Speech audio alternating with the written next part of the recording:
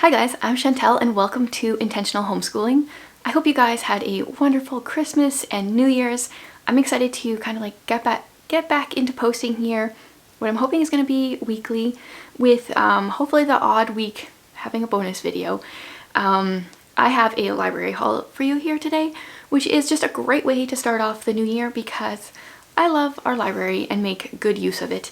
And today I have like a ton of poetry books and then a few other books. I got a book for me, which, I mean, I do most of my library haul, my fiction portion over on my booktube channel, but I have a homeschool related book here that I'm going to share, and then some books that the kids actually requested, some picture books, etc.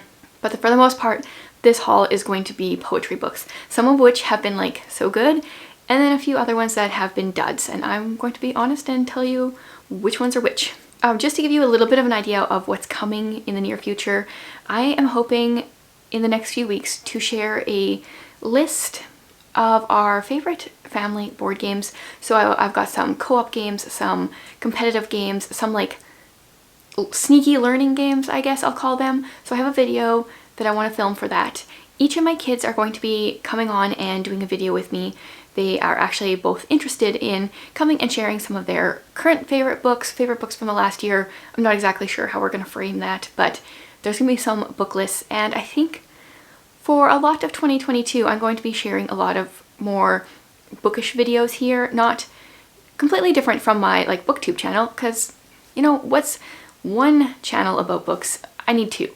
It's going to be a lot of like picture books and chapter books and books more related to kids and homeschooling coming your way in this year. But if there's something else homeschool related that you are interested in seeing a video that I would do in the next while, leave a comment below. I totally love your guys' suggestions and I want to be able to help you guys out, feel like we're a homeschool community together. Okay, now on to my books. So the very first one is the one I got from me, and this is Sarah Mackenzie's Teaching from Rest. I read this book, would it be like 5 years ago? When did this even come out? Yeah, it could have been 5 years ago. And really enjoyed it. It's a quick little read. And I meant to read it last summer when Erin was doing a summer book club. But this book didn't come in time for me to join in for that month. So I'm gonna read it in January. This is A Homeschooler's Guide to Unshakable Peace. And I don't remember a ton about it. I do remember enjoying it, but also feeling like this is a lot of what I did naturally, but you never know. Sometimes you just need to read books in a different season, so maybe I'll get more out of it this time. I enjoyed it, but like hopefully there will be things that I feel like I can apply a little bit more this time. And then, okay, this is probably gonna be a spoiler for like my son's current favorite books, but when an 8-year-old tells you to request all the books in a series, I almost don't even care what that series is. I am just gonna go ahead and listen. For Christmas, he got one of these books, and I think it was like book number 21 or something, and he needed the backstory. And so we have been getting out all the Dogman books. Dogman, I mean, I read a little bit of the first book. It's like way too ridiculous and out there for me as an adult, but 8-year-old boy, apparently this is his thing. And with how much he has been reading these books, I am just so thankful that we're finally getting into the part where he is loving to read. And if this is what it takes, I'm totally good with that. But I did realize as I was requesting like the 20 books prior to the one that he now owns, that a lot of them have titles that are plays on classic names. So they've got like Mothering Heights instead of Wuthering Heights. Catch 22 is Fetch 22, and they take those classic names and they're doing a little play on them. I think that's pretty cool. And then the series that my daughter has been asking me to request all the books from pretty much is The Babysitter's Club. And as someone that loved this series around this age, it's kind of cool to see my daughter now really enjoying it. Yeah, I reread the first one in the series a few months ago just to give myself a little refresher. And so she's been reading a lot of these. Another book that my son actually requested was more Calvin and Hobbes. He has a collection that he got for Christmas, I think last year, that he really likes, and so he wanted to read more of those. This is totally up his alley. A book that we get out all the time, and even though we're kind of beyond the picture book stage, which I just don't know if you really ever can be, but we're like beyond the buying of picture book stage, I feel like. This is still one I would like to buy, and this is Roxaboxen. This one is all about imagination and these kids that create this imaginary town using rocks, and my daughter loves this. She reads this over and over again every time I get it out from the library, and she's 11. And I don't remember, oh, maybe, I think I requested this for the preschooler because it's about dinosaurs. It's That's What Dinosaurs Do by Jory John. And this one actually is it actually can read the book for you, which is kind of cool. We've never gotten any of those out before. I do like a lot of Jory John's books. Unfortunately now our preschooler has been reunited with his family, so I'm not sure we're actually going to read this one, but we got this one out. Okay, this is kind of not a poetry book, so then I think the rest are. This one is Smart Feller Fart Smeller. So these are spoonerisms, and every page has a riddle kind of. What did it say on the fragile package? Let's see if I can actually turn the page. Candle with hair. So it's constantly flipping words around. What did the baker say about Pinocchio's tall tale? That's a lack of pies instead of a pack of lies. I haven't actually showed this one to my kid yet. I think they will enjoy it when I show this one to them. I should probably put that off to the side. Now, poetry. Okay, I'm gonna get out our very favorites first, and then I'll show you kind of like the ones we haven't gotten to / the ones we're less than impressed by. Okay, I have 3 here that we are loving. The first one is my personal favorite. This is Pizza, Pigs, and Poetry, and it's How to Write a Poem by Jack Preletsky. This has multiple chapters all on how to write poetry. Jack Preletsky is very much like a Shel Silverstein in his kind of writing. So far what I have learned from reading this, because it's kind of got a chapter and then it talks about how you could take this idea and write a poem about it, and then it's got an example of his poem. What I've learned so far is I am so thankful that Jack Preletsky is not my child, because this guy was a terrible child, but he's got some really funny poems to write as a result. So this isn't necessarily great for a parenting book, but the kids love it, and it really has inspired them to write a lot of poetry. I've been trying to get them each week. When we do our poetry tea time, we're also taking time to write poetry. So this has been inspiring, even if, you know, it's a little cringy, but like in a funny way, I think. So the one poem is I Wonder Why Dad is So Thoroughly Mad. It's actually based off of the fact that Jack Preletsky thought his dad's underwear were boring because they were white, so he finger painted them and then pinned them to the wall. And that's not even the only thing that he did to his parents. Like, he was a terror. But man, it makes funny poetry. So yeah, funny poetry, inspiring to children. Take it, read it if you want, I guess. I think some people wouldn't like it. I think it's hilarious. And then on the Jack Preletsky topic, this one is Hard-Boiled Bugs for Breakfast, and my kids have requested that we buy this specific collection of his poetry. These are all poems about different food things. There's Hard-Boiled Bugs for Breakfast, If Butterflies Baked Cherry Pies, A Giant Easter Bunny, My Lizard, My Elephant, Today When I Got Out of Bed. Yeah, there's a lot of poems in here. They're all pretty funny, and my kids really like them. And then on a very different note, I love this collection of Laura Ingalls Wilder's fairy poems.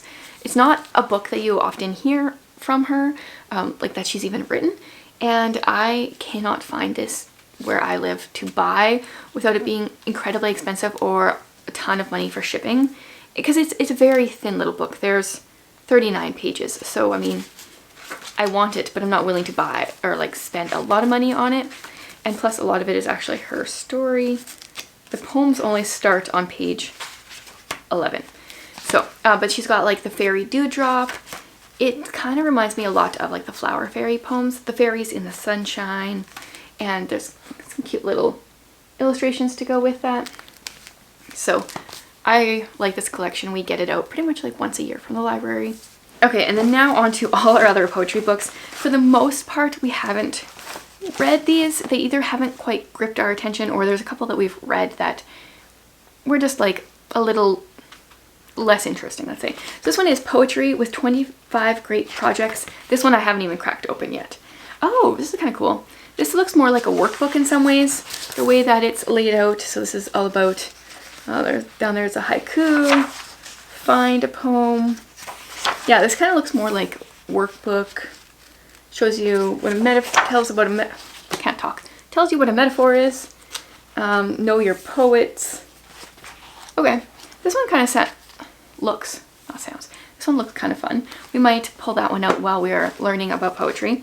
Then I got this one out because it's a Jack Preletsky. It's snowing, winter poems, but they're, I don't know, I guess I thought they would be a little bit more like his other poetry collection, whereas this is one I can read books, so the poems are a little bit simpler, I guess. Not quite as funny because they're so simple. This one we haven't looked at yet. This is Poetry Matters, Writing a Poem from the Inside Out. So this seems a lot like I always forget the order, Pizza, Pigs, and Poetry. But we're currently loving that one, so I haven't picked this one up. Yeah, so we might check out this one a little bit more after the other one. This one is a haiku book, which I think is really cool. My kids do not really like haikus. Whenever because I sit down and write with them when we do our little poetry writing, I always start with a haiku because I feel like it's a really good warm-up.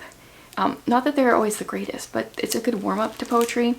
So this looks like a lot of Japanese haikus. And these ones are just normal.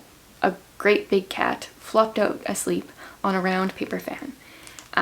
My kids like, if it's going to be a haiku, it has to be a funny haiku, which they're out there, but this doesn't really fit their liking. This was a book actually they really liked. Something Sure Smells Around Here. These are limericks, and they're just silly limericks. This one is, I met a young spider named Deb, who's become quite a singing celeb.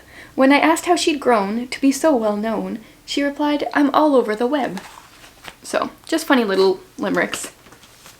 This is one that we haven't picked up because it's called One Big Rain, Poems for Rainy Days, and we are like in the Saskatchewan winter right now. We're deep into snow, not really rain, so I haven't picked this one up yet. But it does look like this would be a good one to get out maybe in the spring when it's a little bit more applicable.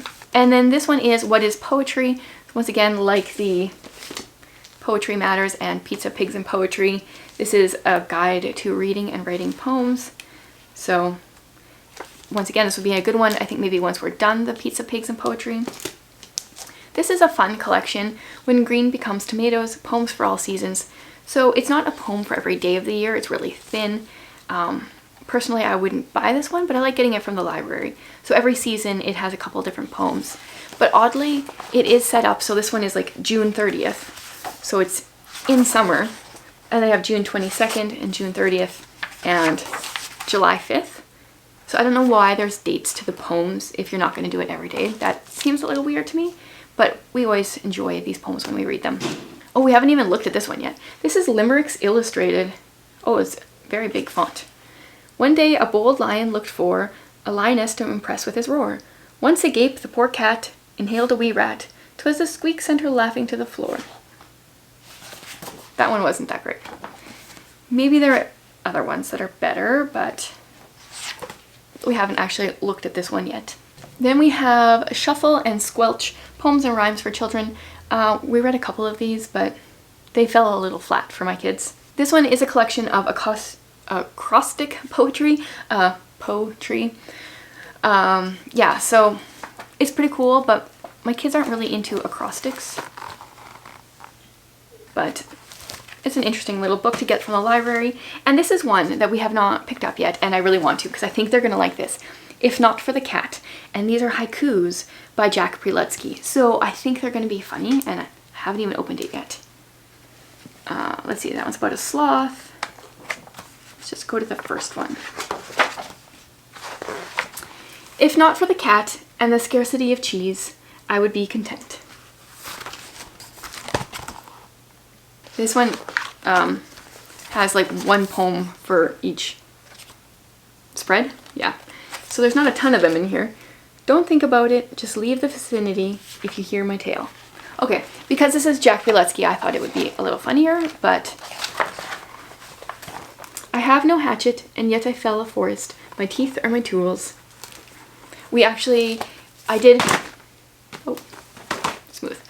I did look up some funny haikus, and my kids were laughing at some of those, but like I said, haikus aren't really their thing. So there you go, that is our current library haul. Hopefully gave you guys some inspiration of books you can look for in your library. Let me know some great books that you've taken out recently that I can request from ours. And if you have any really good poetry books, I've decided that 2022 is the year that I finally purchase Sing a Song of Seasons. I love poetry, and I love this poetry book, and I don't know why I haven't bought it, so I'm buying it at some point this year. That's for sure. Yeah, so thanks for watching, and I hope I will be back next week with another video.